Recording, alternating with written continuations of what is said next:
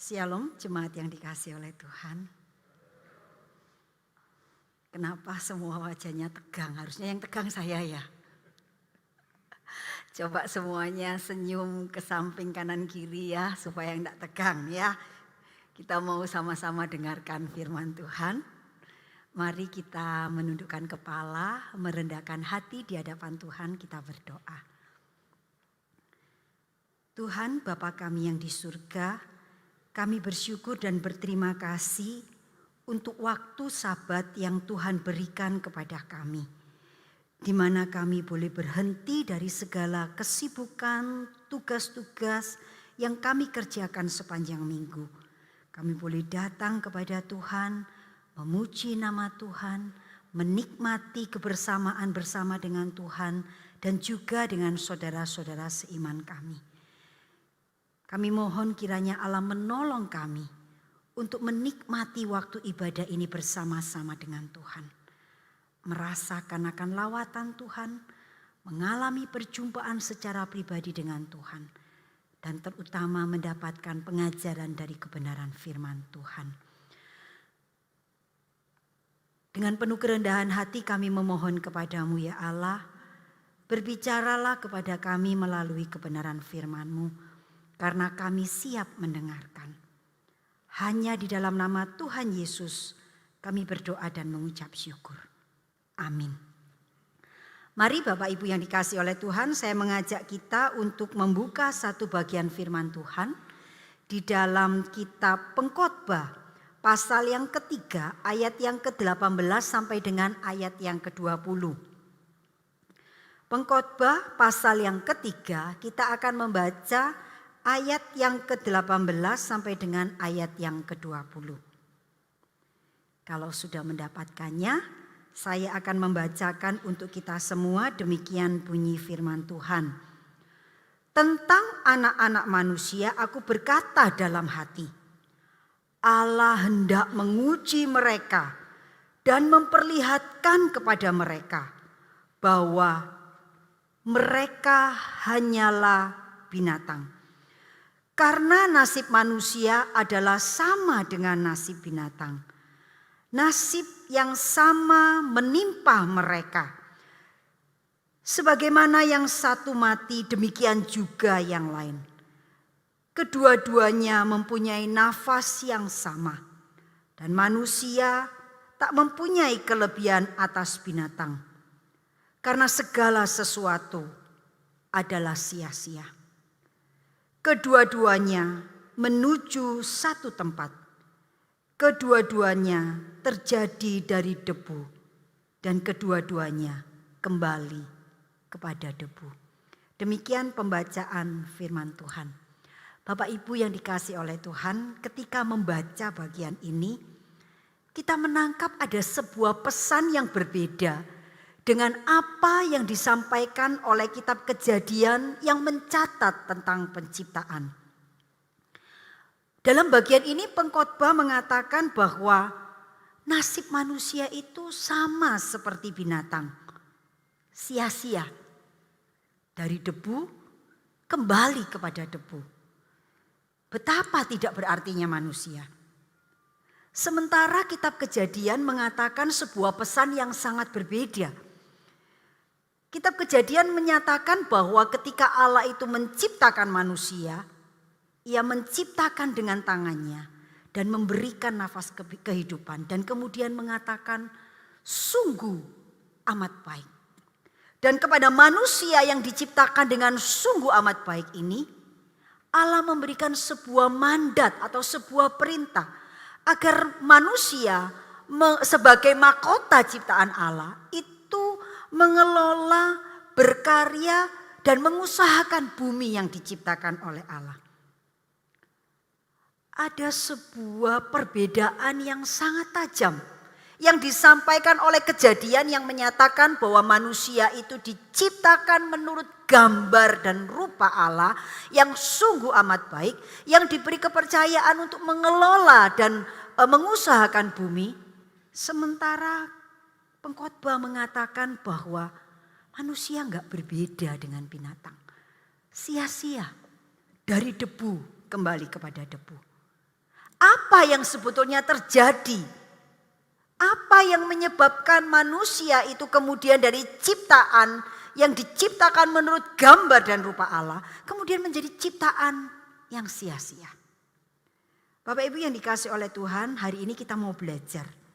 Apa yang sebetulnya terjadi? Apa yang menimpa manusia? Apa yang kemudian membuat manusia dari makhluk yang begitu istimewa, seturut dengan gambar dan rupa Allah, menjadi manusia yang sia-sia. Bapak Ibu yang dikasih oleh Tuhan, pernahkah Bapak Ibu melakukan hal-hal semacam ini? Mengeringkan baju dengan hair dryer, atau sepatu dengan hair dryer, atau mengeringkan sepatu dengan microwave atau oven? Saya pernah melakukannya 30 tahun yang lalu. Saya ingat waktu saya masih studi di ITA ya, saya hanya punya satu sepatu olahraga. Ya karena memang tidak dibutuhkan banyak sepatu olahraga. Satu minggu hanya satu kali olahraga di hari Jumat. Saya ingat saya mencuci sepatu saya itu kira-kira di hari Rabu. Dan menurut perkiraan saya kalau saya cuci sepatu saya di hari Rabu, Jumat itu pasti kering. Tetapi saya tidak bisa mengatur cuaca. Cuaca ternyata tidak bersahabat, sepanjang beberapa hari itu hujan, tidak ada panas. Sehingga sepatu olahraga saya itu tidak kering gitu ya. Nah ketika hari Jumat tiba, itu adalah satu-satunya sepatu olahraga saya. Lalu saya berpikir bagaimana caranya supaya saya bisa pakai sepatu. Dan tiba-tiba muncul ide di kepala saya, ting gitu ya. Oh iya, saya punya hair dryer. Saya mau keringkan sepatu saya dengan hair dryer. Maka siang setelah makan siang saya ambil hair dryer sepatu saya. Beberapa teman saya melihat bertanya-tanya, opo kok sepatunya di hair dryer? Biar kering gitu ya. Ya sepintas ya. Itu sebuah ide yang cemerlang gitu ya. Melakukan sebuah tindakan yang mungkin dianggap cerdas gitu ya. Jadi mengeringkan sepatu dengan hair dryer. Tapi ternyata sepatu saya tidak bisa kering sempurna. Meskipun bisa dipakai tetapi tetap tidak nyaman gitu ya. Karena masih terasa lembab. Nah Bapak Ibu yang dikasih oleh Tuhan, setiap benda itu diciptakan dengan tujuan dan fungsi tertentu. Ketika sebuah benda itu tidak digunakan sesuai fungsi dan tujuannya, maka hasil yang dicapai oleh atau hasil yang diharapkan dapat dicapai oleh alat itu tidak akan bisa maksimal. Demikian juga dengan manusia. Ketika manusia itu diciptakan oleh Allah, Allah itu menciptakan dengan tujuan tertentu, dengan maksud tertentu. Ketika manusia dapat melaksanakan tujuan dari penciptaan, maka manusia akan mencapai tujuan Allah. Tetapi ketika manusia tidak dapat lagi mencapai tujuan dari penciptaan, maka hidup manusia akan menjadi sia-sia. Bapak Ibu yang dikasih oleh Tuhan, hari ini kita akan belajar 3 fokus penting tentang mengapa dosa itu bisa membuat manusia hidupnya menjadi sia-sia. Seperti yang saya katakan tadi, awalnya manusia diciptakan dengan begitu luar biasa. Sementara pengkhotbah mengatakan hidup manusia sia. Ada dosa yang menjadi penyebab manusia jatuh dan tidak dapat lagi melaksanakan tujuan penciptaan Allah. Ada 3 fokus penting yang akan kita pelajari. Yang pertama, kita akan melihat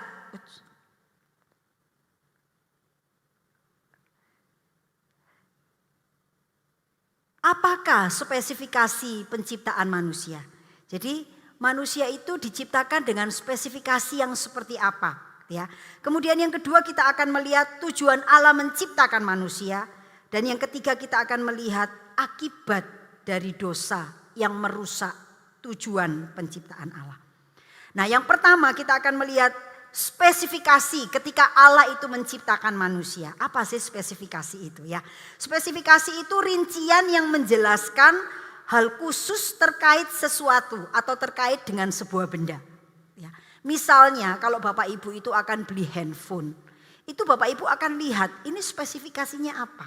Terbuat dari apa, kemudian kapasitasnya berapa, kemampuannya seperti apa, begitu ya. Jadi spesifikasi itu menunjukkan benda ini atau mendeskripsikan benda ini seperti apa. Nah, manusia itu dikatakan diciptakan dengan spesifikasi menurut gambar dan rupa Allah. Manusia itu diciptakan menurut gambar dan rupa Allah. Ketika bicara gambar dan rupa, ini kita tidak berbicara tentang fisik manusia. Kita tidak berbicara bahwa manusia itu diciptakan fisiknya seperti Allah. Memang minggu yang lalu Losuwil mencoba menjelaskan segambar dan serupa dengan Allah, begitu ya. Artinya bahwa manusia itu identik dengan Allah. Dan seorang penulis mencoba menggambarkan, dan yang bisa digambarkan memang adalah gambaran fisik. Tetapi sesungguhnya ketika berbicara tentang gambar dan rupa Allah, itu kita tidak berbicara tentang unsur fisik saja. Atau tidak berbicara tentang unsur fisik, tetapi dikatakan bahwa manusia itu diciptakan menurut gambar dan rupa Allah. Karena ada hal-hal yang diberikan oleh Allah kepada manusia yang menunjukkan atau mengarah kepada gambar dan rupa Allah. Nah, terbalik ya ini ya. Diciptakan menurut gambar dan rupa Allah. Itu berarti bahwa manusia itu diciptakan dengan 3 hal. Yang pertama dengan kepribadian, yang kedua dengan moralitas, dan yang ketiga dengan rohani. Ketika dikatakan manusia itu diciptakan menurut gambar dan rupa Allah, karena manusia itu diciptakan dengan memiliki ketiga hal ini. Ketiga unsur ini, yang pertama yaitu atribut pribadi. Atribut kepribadian. Apa itu atribut kepribadian? Yaitu bahwa manusia itu diciptakan dengan memiliki pengetahuan, perasaan, dan kehendak. Seperti yang dimiliki oleh Allah. Jadi manusia itu bisa memiliki pengetahuan. Manusia itu bisa memiliki perasaan.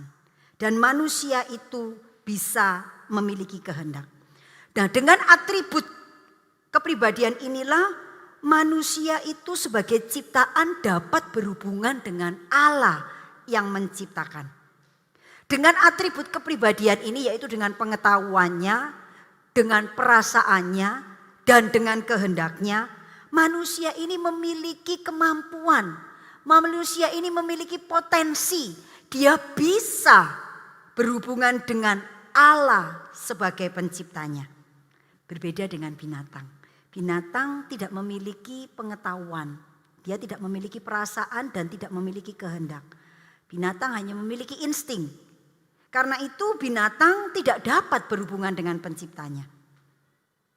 Kita tidak pernah menemukan ya ada sapi, ada kerbau atau ayam yang bisa berdoa. Karena mereka memang tidak diciptakan dengan potensi dan kemampuan untuk bisa berhubungan dengan Allah.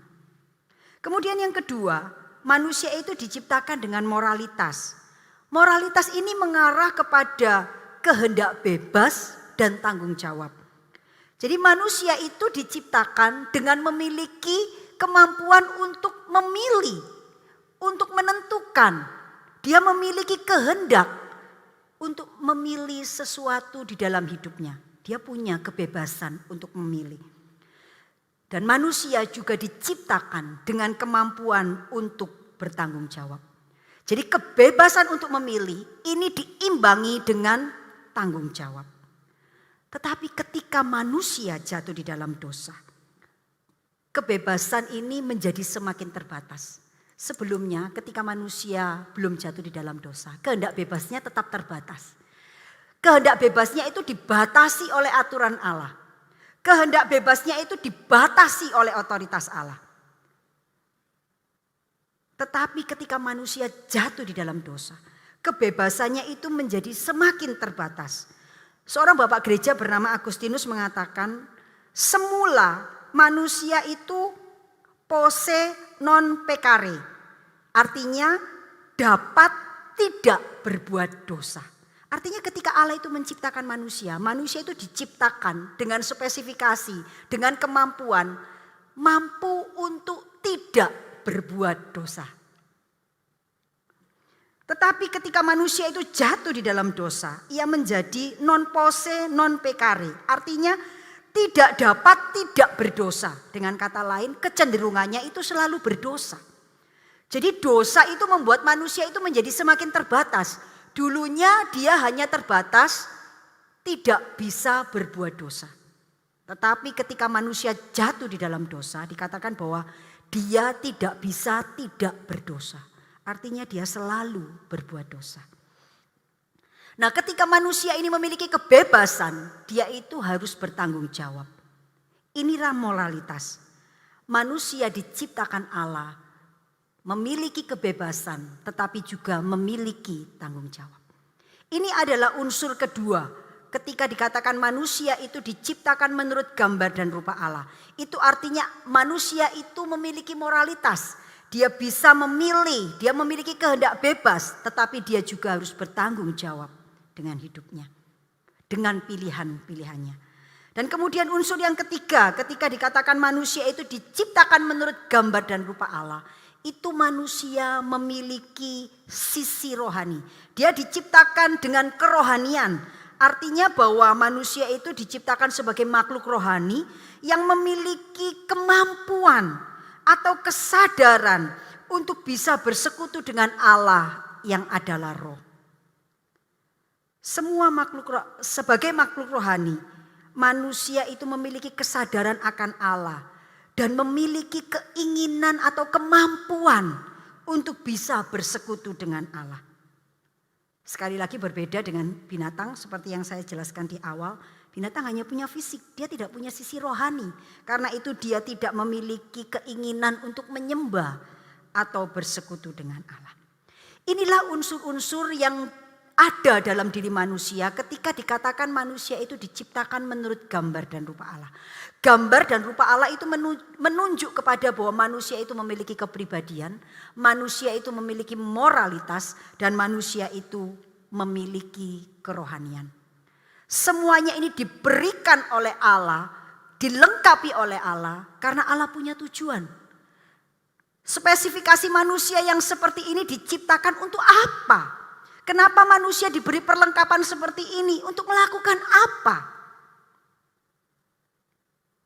Sama halnya ketika sebuah pabrik membuat sebuah benda dengan spesifikasi tertentu. Pasti ada tujuan yang mau dicapai dengan spesifikasi itu. Demikian juga dengan Allah. Ketika Allah menciptakan manusia menurut gambar dan rupa Allah. Manusia memiliki kepribadian, moralitas dan kerohanian.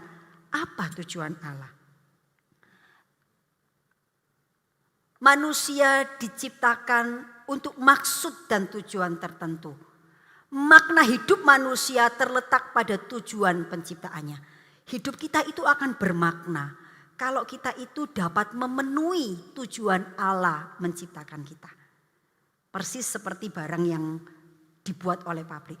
Barang itu akan berguna kalau dapat memenuhi tujuan dia dibuat. Kalau sebuah handphone itu tujuannya dibuat untuk bisa berkomunikasi. Kalau dia itu kehilangan sinyalnya, tidak bisa nyambung, maka dia tidak lagi bisa berfungsi. Maka dia kehilangan maknanya. Tidak bisa lagi berfungsi sebagaimana mestinya. Nah Bapak Ibu yang dikasih oleh Tuhan, apa makna dan tujuan Allah itu menciptakan kita? Allah menciptakan kita untuk 3 hal.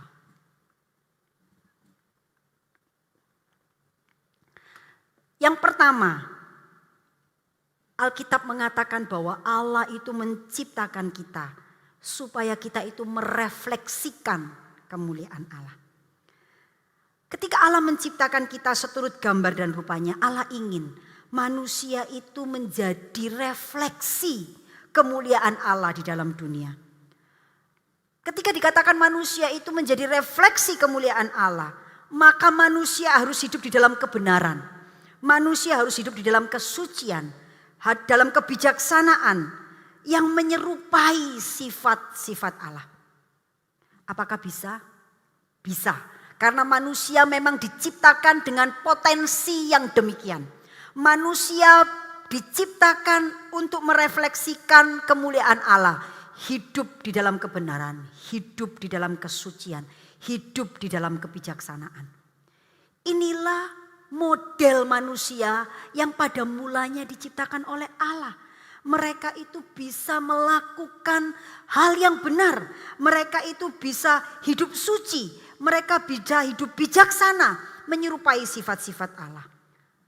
Namun ketika dosa masuk di dalam hidup manusia, dosa ini merusak semua tujuan ini. Dikatakan di dalam Roma 3 ayat 23, karena semua orang telah berbuat dosa dan kehilangan kemuliaan Allah. Manusia tidak dapat lagi memancarkan kemuliaan Allah di dalam hidupnya. Manusia tidak dapat lagi secara aktif menyatakan kemuliaan Allah di dalam hidupnya. Karena dosa merusak kemampuan manusia. Ketika dikatakan manusia itu diciptakan menurut gambar dan rupa Allah. Kepribadiannya itu yaitu pikiran, perasaan dan kehendaknya. Itu pada awalnya diciptakan dengan begitu mulia. Tetapi ketika dosa itu masuk ke dalam diri manusia, maka pikiran, perasaan dan kehendak manusia itu dikuasai oleh dosa. Sehingga kecenderungannya adalah selalu melakukan dosa. Dosa membuat manusia kehilangan kemampuannya untuk merefleksikan kemuliaan Allah. Pada proses penebusan, manusia akan ditolong untuk kembali kepada gambar dan rupa Allah. Pada minggu-minggu yang akan datang kita akan dijelaskan mengapa hanya Yesus yang bisa menebus dan menyelamatkan kita. Bapak Ibu yang dikasihi oleh Tuhan, kemudian yang kedua, manusia diciptakan untuk menjadi wakil Allah. Sejak awal manusia diciptakan itu diberi mandat, ya, diberi kuasa. Dalam Kejadian 1 ayat 28 seperti yang disampaikan oleh Losuil pada minggu yang lalu, dikatakan bahwa manusia itu diciptakan untuk mengelola dan memelihara alam semesta. Ya. Kejadian 1 ayat 28 ini seringkali disebut dengan mandat budaya, yaitu bahwa mandat ini diberikan kepada manusia. Mandat ini diberikan ketika manusia belum jatuh di dalam dosa. Manusia itu diciptakan agar manusia itu berkarya, bekerja, mengelola alam semesta. Baik untuk kepentingan alam semesta, juga untuk kepentingan dirinya sendiri. Tetapi ketika manusia jatuh di dalam dosa, mandat ini tetap dilakukan, tapi dengan cara yang berbeda. Minggu yang lalu Losuil mengingatkan kepada kita, harusnya kita sadar bahwa bekerja itu kita lakukan bukan bekerja untuk hidup. Tetapi karena kita hidup, kita harus bekerja. Karena kita hidup, kita melaksanakan mandat yang Allah berikan kepada kita. Tetapi dosa sudah merubah itu. Dosa membuat mandat budaya atau mandat bekerja atau mandat berkarya ini menjadi seperti hukuman. Nah Bapak Ibu yang dikasihi oleh Tuhan, sehingga kemampuan kita untuk menjadi wakil Allah itu menjadi berubah. Dosa merusak kemampuan kita untuk menjadi wakil Allah.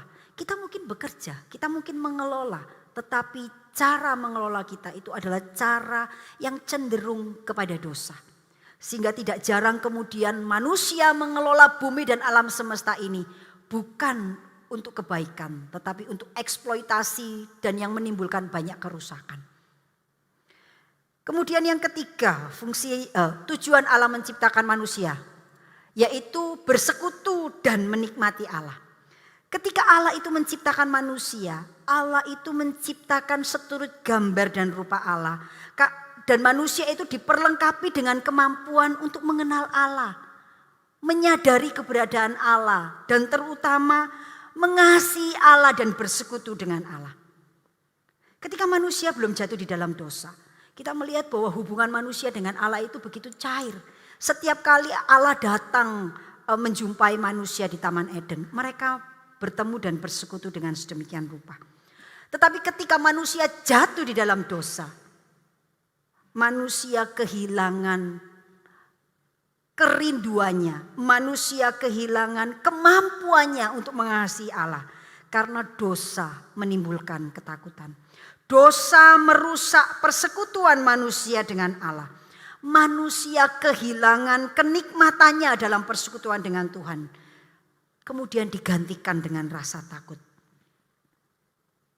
Ketika Adam dan Hawa jatuh di dalam dosa, saat Allah datang, apa yang mereka lakukan? Mereka bersembunyi. Mereka tidak menjumpai Allah. Mereka tidak menemui Allah. Mereka tidak lagi memiliki persekutuan dan merasakan kenikmatan persekutuan dengan Allah. Melainkan mereka dikuasai oleh ketakutan. Dan ketika manusia jatuh di dalam dosa, sekalipun mereka itu berusaha melarikan diri dari Allah, ada satu bagian di dalam hidup manusia, ada sebuah ruang kosong di dalam hidup manusia, itu yang hanya bisa diisi dan dipuaskan oleh Allah. Manusia mencoba mengisi ruang kosong ini dengan berbagai macam cara. Entah itu dengan kesibukan, entah itu dengan kekayaan, entah itu dengan kedudukan, entah itu dengan kehormatan. Tetapi sesungguhnya ruang kosong ini tidak akan pernah dapat dipenuhi.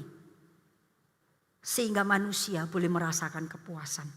Ruang kosong ini hanya bisa diisi dan dipenuhi oleh Kristus. Hanya melalui Kristus sajalah manusia akan bisa kembali merasakan kenikmatan dan kepuasan di dalam persekutuan dengan Allah. Hanya dengan persekutuan yang intim dengan Allah, manusia boleh merasakan kebahagiaan dan damai sejahtera yang sejati. Hanya melalui Kristus sajalah manusia bisa merasakan kenikmatan dan kebahagiaan yang sejati. Mengapa hanya Yesus? Pada beberapa minggu yang akan datang akan dijelaskan tentang mengapa hanya lewat Yesus. Mengapa harus Yesus? Mengapa hanya Yesus yang bisa memulihkan hubungan manusia dengan Allah? Karena itu jangan lewatkan ibadah minggu-minggu yang akan datang. Akan dijelaskan mengapa hanya lewat Yesus. Nah Bapak Ibu yang dikasih oleh Tuhan, inilah tujuan Allah menciptakan manusia. Agar manusia itu merefleksikan kemuliaan Allah. Agar manusia itu menjadi wakil Allah di dalam dunia. Agar manusia itu bisa bersekutu dan menikmati Allah. Dan tujuan penciptaan Allah ini kemudian dihancurkan oleh dosa. Dosa merusak sehingga manusia tidak dapat lagi melakukan tujuan utama ketika ia diciptakan. Dosa merusak tujuan Allah menciptakan manusia. Manusia tidak seperti apa yang Allah maksudkan pada mulanya. Pikiran, perasaan, dan kehendak manusia telah dirusak oleh dosa. Roh manusia yang merupakan bagian yang memiliki persekutuan dengan Allah juga mati karena dosa. Bapak Ibu yang dikasih oleh Tuhan, apa sih dosa itu? Definisi dosa yang paling umum adalah dosa adalah ketidaktaatan manusia dalam hubungannya dengan Tuhan yang diungkapkan melalui pemberontakan dan pelanggaran. Ini definisi yang paling umum. Dosa itu adalah ketidaktaatan manusia. Dan ketidaktaatannya ini dalam kaitannya dengan Tuhan ini dinyatakan melalui pemberontakan dan pelanggaran. Agama-agama dan kepercayaan di luar Kristen itu memiliki pandangan yang macam-macam tentang dosa. Ada yang memandang bahwa dosa itu sebetulnya sesuatu yang semu, nggak nyata, nggak real, gitu ya. Kemudian mereka juga mengatakan bahwa dosa itu efek dari kebodohan dan ketidaktahuan manusia. Jadi manusia itu berbuat dosa karena manusia itu bodoh dan nggak tahu, gitu ya. Jadi ada berbagai macam pendapat, gitu ya, yang menjelaskan tentang dosa. Ada juga yang mengatakan dosa itu sebagai pelanggaran hukum. Hukum-hukumnya Tuhan atau hukum-hukum alami kehidupan. Tetapi agama Kristen sendiri menganggap bahwa dosa itu sesuatu yang nyata. Benar-benar ada. Dan lebih daripada sekedar melanggar hukum. Jadi yang namanya dosa itu bukan hanya sekedar melanggar hukum. Ya. Alkitab menjelaskan bahwa dosa itu berarti melawan Allah. Karena ketika manusia itu melakukan apa yang dilarang oleh Allah. Manusia bukan hanya sekedar melanggar perintah Allah, tetapi manusia sedang menunjukkan bahwa dia melawan Allah yang memberi hukum atau aturan itu. Bapak Ibu yang dikasihi oleh Tuhan, secara etis atau secara moral, dosa itu berarti meleset dari sasaran dan tujuan keberadaan manusia sebagaimana yang Tuhan maksudkan dalam menciptakannya. Jadi ketika manusia itu tidak lagi dapat melakukan fungsinya yang utama sesuai dengan penciptaan, manusia itu sudah berdosa. Atau dengan kata lain, ketika dosa itu menguasai hidup manusia, manusia ini meleset dari sasaran tujuan yang utama dari penciptaan. Allah menciptakan manusia untuk menjadi wakil Allah. Allah menciptakan manusia untuk merefleksikan Allah. Allah menciptakan manusia untuk mengasihi Allah, untuk bersekutu dengan Allah, untuk menikmati Allah. Dan ketika dosa merusak manusia, manusia tidak dapat lagi mencapai tujuan dari penciptaan. Bapak Ibu yang dikasihi oleh Tuhan, manusia itu kehilangan kemampuan atau kehilangan tujuan itu bukan tanpa sengaja. Manusia kehilangan itu karena pilihannya. Jadi manusia berdosa itu karena pilihannya dan manusia harus bertanggung jawab dengan itu. Dosa telah merusak gambar dan rupa Allah dalam diri manusia. Gambar itu rusak, cacat, dan hancur akibat dosa. Manusia tidak seperti apa yang Allah pada mulanya ciptakan. Dan dampak dari dosa itu terlihat dalam seluruh level kehidupan manusia. Dosa itu merusak pikiran, perasaan, dan kehendak manusia. Tubuh, jiwa, dan roh manusia terdampak oleh dosa. Ketika Allah menguji Adam dan Hawa terkait dengan pohon pengetahuan baik dan jahat, dikatakan bahwa semua pohon dalam taman ini boleh kau makan buahnya. Tetapi pohon pengetahuan tentang yang baik dan yang jahat itu, janganlah kau makan buahnya. Sebab pada hari engkau memakannya, pastilah engkau mati.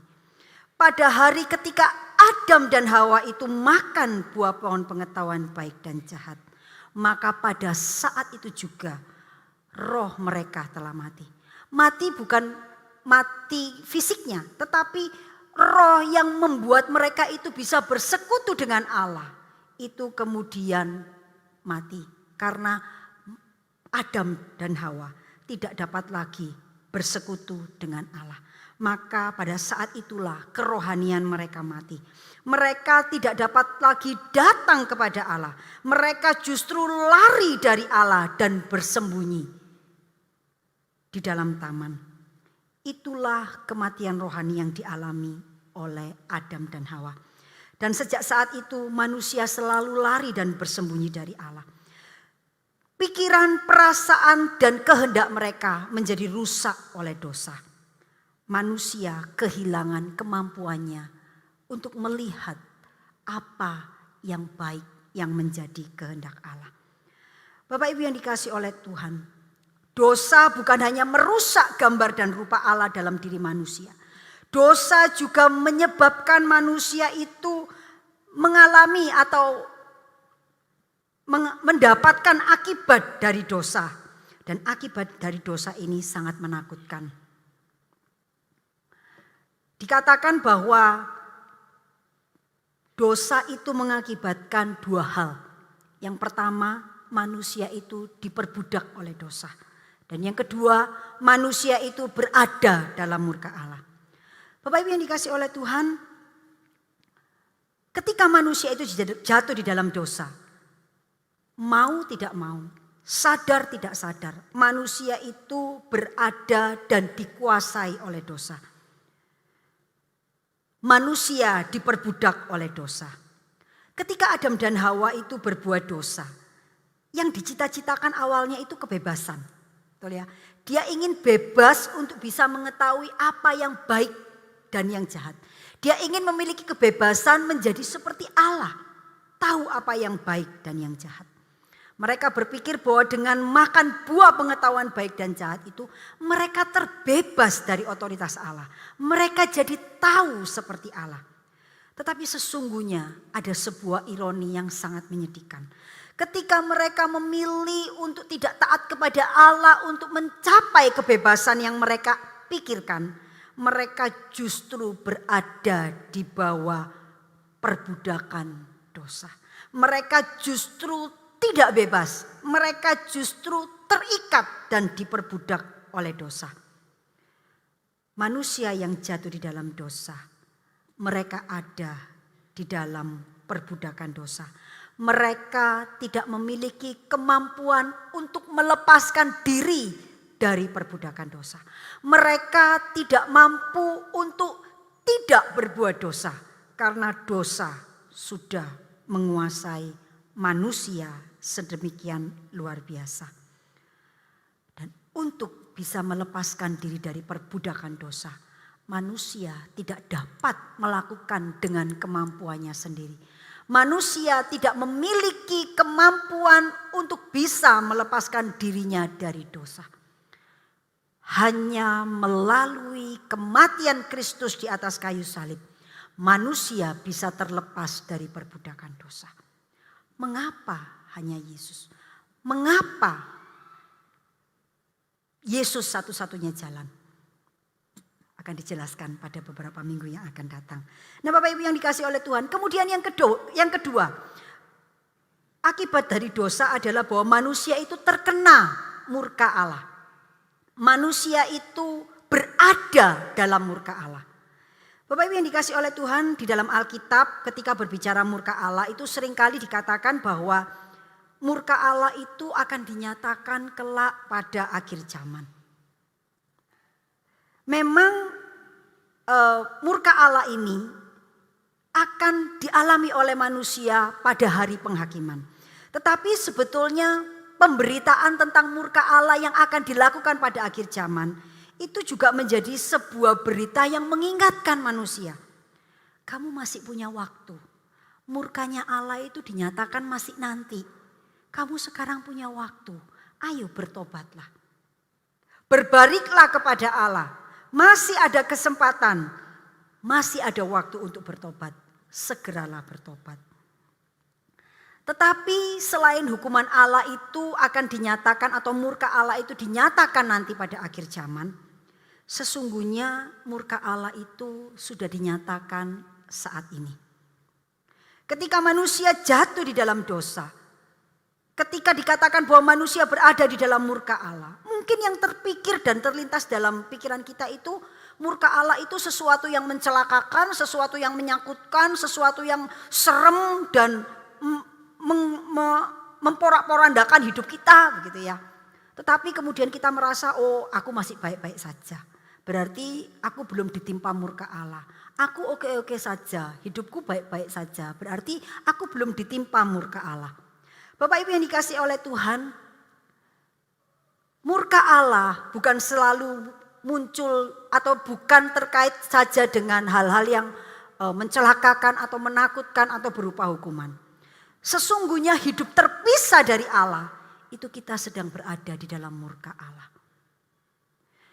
Hidup terpisah dari Allah itu sebetulnya sangat menakutkan. Tetapi mungkin kita sebagai manusia berdosa tidak pernah merasakan itu. Kita merasa baik-baik saja. Terpisah dari Allah enggak apa-apa, aku oke-oke saja. Tidak memiliki persekutuan dengan Allah, aku baik-baik saja. Bapak Ibu yang dikasih oleh Tuhan, ketika Yesus berada di atas kayu salib. Salah satu dari 7 perkataan salib adalah, Allahku, Allahku, mengapa engkau meninggalkan aku? Kata ini diucapkan Yesus dengan penuh kepedihan. Karena Yesus tahu, terpisah dari Allah itu adalah sebuah kondisi yang sangat menakutkan. Mengapa Yesus berteriak dengan sangat sedih ketika dia ada di atas kayu salib? Bapak Ibu yang dikasih oleh Tuhan, Yesus adalah pribadi yang tidak pernah terpisah dari Allah. Yesus adalah pribadi yang selalu memiliki persekutuan dengan Allah. Dia tahu indahnya bersekutu dengan Allah. Ia merasakan nikmatnya bersekutu dengan Allah. Dia tahu apa arti penting bersekutu dengan Allah. Dan ketika dia ada di atas kayu salib, saat dimana seluruh dosa manusia di bumi itu ditanggungkan atasnya, maka pada saat di atas kayu salib itu Yesus menjadi pribadi yang berdosa. Bukan karena dia berbuat dosa, tetapi karena dia harus menanggung dosa dunia. Maka saat ada di atas kayu salib itu Yesus menggantikan manusia berdosa, menanggung hukuman dosa manusia. Dia menjadi manusia berdosa di hadapan Allah. Maka ketika dia menjadi pribadi yang berdosa di hadapan Allah, dia tidak bisa bersekutu dengan Allah. Yesus merasakan kengerian yang sedemikian luar biasa ketika dia ada di atas kayu salib. Dia tahu, aku sedang ada di bawah murka Allah. Aku sedang terpisah dari Allah. Aku sedang ditimpa murka Allah. Dan ditimpa murka Allah, terpisah dari Allah, itu sebuah kondisi yang sangat menakutkan. Mengapa terpisah dari Allah itu merupakan kondisi yang sangat menakutkan? Karena terpisah dari Allah itu berarti tidak ada sumber pertolongan. Terpisah dari Allah itu berarti tidak ada pengharapan. Terpisah dari Allah itu berarti tidak ada damai sejahtera. Terpisah dari Allah itu berarti penderitaan yang sesungguhnya. Bapak Ibu yang dikasihi oleh Tuhan, banyak manusia yang tidak menyadari bahwa terpisah dari Allah itu sebuah keadaan yang sangat menakutkan. Karena mereka merasa bahwa aku baik-baik saja. Tetapi sesungguhnya berada terpisah dari Allah, tidak memiliki persekutuan dengan Allah, itu adalah keadaan yang sangat menakutkan. Bapak Ibu yang dikasihi oleh Tuhan, kalau kita punya anak kecil berjalan di dalam kegelapan, kalau dia itu digandeng oleh orang tuanya, digandeng oleh papa atau mamanya, jalan di dalam kegelapan, dia pasti berani. Karena dia tahu, meskipun gelap, meskipun nanti ada bahaya, meskipun nanti ada sesuatu, aku ini tahu, ini ada papa, ada mama yang akan menolong aku, yang akan membantu aku, yang akan melindungi aku, yang akan meluputkan aku dari segala macam bahaya. Demikian juga dengan hidup kita. Hidup di dunia ini seperti kita berjalan di belantara yang gelap. Seperti kita berjalan di dalam lembah yang kelam. Ada banyak hal yang kita tidak tahu. Ada begitu banyak kemungkinan-kemungkinan yang bisa menimpa hidup kita. Tetapi ketika kita itu hidup di dalam persekutuan dengan Allah, kita itu bisa memiliki damai sejahtera. Karena kita tahu, kalau aku punya kesulitan, aku bisa berdoa minta tolong Allah. Kalau aku punya persoalan, aku punya pengharapan di dalam Kristus. Kalau aku ditimpa musibah dan mara bahaya, aku tahu ada sebuah pribadi yang sangat mengasihi aku, yang mencintai aku, yang peduli dengan aku, yang mau menyerahkan hidupnya untuk aku, yang selalu siap menolong aku.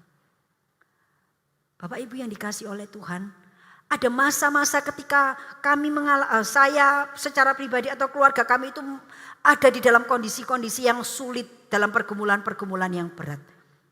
Kami itu tetap bisa merasakan damai sejahtera dan kekuatan karena tahu saya itu punya pribadi, saya itu punya Allah yang kepadanya saya selalu bisa datang, yang kepadanya saya itu selalu bisa minta tolong, yang saya tahu kalau dia itu akan selalu memberikan yang baik untuk hidup saya.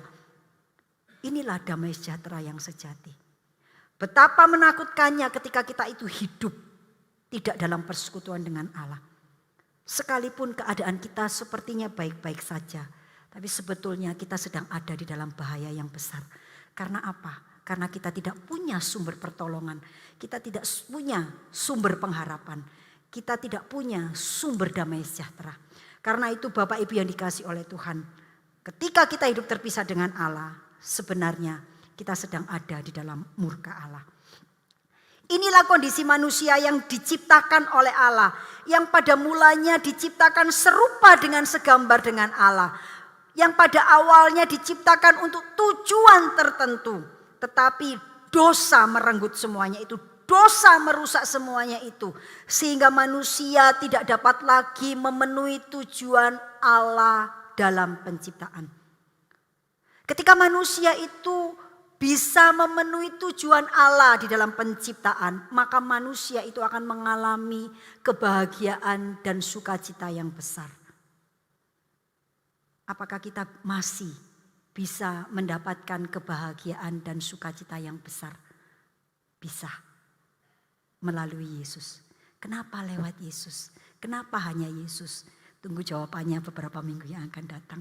Tetapi Bapak Ibu yang dikasih oleh Tuhan, manusia yang pada awalnya diciptakan dengan tujuan tertentu, diciptakan serupa dengan segambar dengan Allah, dosa merusak, dosa menghancurkan, sehingga manusia tidak dapat lagi memenuhi tujuan Allah. Hidup manusia akan sia-sia bila tidak memenuhi tujuan penciptaan Allah.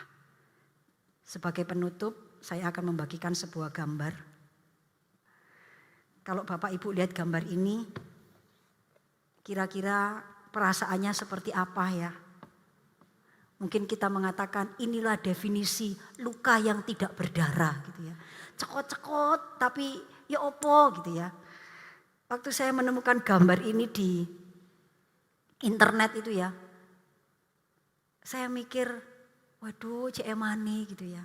Itu gambar yang pertama itu iPad ya, yang cuma dipakai untuk ganjel pintu. Kemudian yang satunya itu MacBook yang dipakai untuk ganjel jendela gitu ya. Kemudian yang satunya lagi itu PC-nya Apple ya, dipakai untuk ganjel pintu. Bapak Ibu yang dikasih oleh Tuhan, ketika alat-alat yang diciptakan dengan fungsi dan kehebatan yang luar biasa ini kemudian tidak bisa berfungsi dengan baik. Saya yakin orang yang menjadikan alat-alat itu sebagai ganjel pintu dan ganjel jendela, itu pasti melihat bahwa ini barang sudah tidak berfungsi. Ketimbang nggak berfungsi dibuang sayang gitu ya. Ya wis lah paling enggak dibuat ganjel jendela gitu ya. Paling enggak sih berfungsi gitu ya. Tetapi sesungguhnya benda-benda itu menjadi benda yang sia-sia. Karena sebetulnya dia bisa punya fungsi yang lebih baik. Tetapi karena tidak dapat lagi berfungsi dengan baik, dia akan menjadi barang yang sia-sia. Demikian juga dengan hidup kita. Kalau kita itu tidak hidup sesuai dengan tujuan Allah menciptakan kita, maka nasib kita nanti seperti iPad yang dibuat ganjel pintu. Seperti MacBook yang dibuat ganjel jendela. Sesuatu yang begitu berharga menjadi sia-sia. Karena dia tidak berfungsi lagi. Tidak sesuai dengan tujuan dia diciptakan. Bapak Ibu yang dikasih oleh Tuhan. Saya yakin tidak ada seorang pun di antara kita yang mau hidup dengan cara yang sia-sia. Kita tentu tidak ingin hidup sia-sia. Kita tentu ingin hidup kita ini menjadi hidup seperti yang tujuan Allah menciptakan kita. Kita tentu ingin bahwa Allah itu bisa memenuhi tujuannya di dalam menciptakan kita sebagai manusia. Dan hanya melalui Yesus sajalah tujuan itu bisa dipulihkan. Hanya melalui pengorbanan dan kematian Kristus di atas kayu saliblah, maka gambar Allah di dalam diri kita itu akan dipulihkan. Mari kita berdoa. Tuhan Allah Bapa kami yang di surga, terima kasih karena di masa Prapaskah ini Engkau kembali mengingatkan kami bahwa Allah menciptakan kami seturut dengan gambar dan rupa Allah untuk melakukan tujuan-tujuan mulia yang Allah persiapkan, untuk memberi kami manusia ciptaanmu kesempatan untuk bersekutu dan menikmati persekutuan yang indah dengan Allah.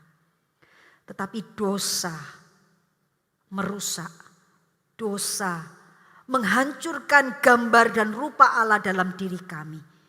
Sehingga kemampuan dan kecenderungan kami hanyalah kemampuan dan kecenderungan untuk berbuat dosa. Firman Tuhan hari ini mengingatkan kepada kami betapa kami membutuhkan Kristus untuk menolong kami agar kami tidak hidup di dalam kesia-siaan akibat dosa. Kami menyerahkan seluruh jemaat Tuhan di tempat ini agar setiap kami sungguh-sungguh boleh mengalami perjumpaan dengan Tuhan, sehingga hidup yang kami jalani selama di dunia ini menjadi hidup yang bermakna, hidup yang memuliakan nama Tuhan dan tidak sia-sia. Terima kasih Bapa di surga. Hanya di dalam nama Tuhan Yesus kami berdoa. Amin.